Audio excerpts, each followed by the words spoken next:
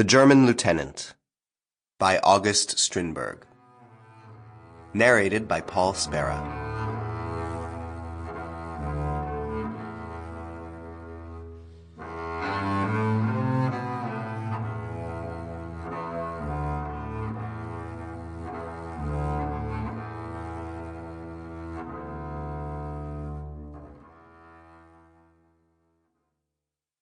Chapter 1. It was 14 days after Sedan, in the middle of September 1870. A former clerk in the Prussian Geological Survey, later a lieutenant in the reserve, named von Bleichroden, sat in his shirt sleeves before a writing table in the Café du Cercle, the best inn of the little town of Marlotte.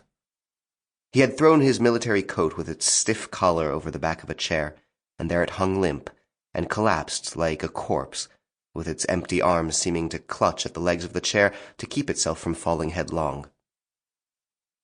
Round the body of the coat one saw the mark of the sword belt, and the left coat tail was rubbed quite smooth by the sheath.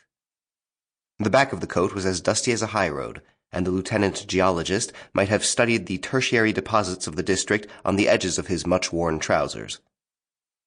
When the orderlies came into the room with their dirty boots, he could tell by the traces they left on the floor whether they had been walking over Eocene or Pliocene formations. He was really more a geologist than a soldier, but for the present he was a letter writer. He had pushed his spectacles up to his forehead, sat with his pen at rest, and looked out of the window.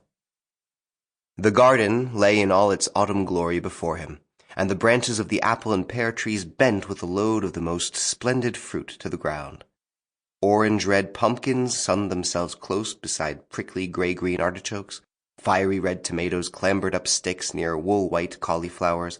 Sunflowers, as large as a plate, were turning their yellow discs toward the west, where the sun was beginning to sink.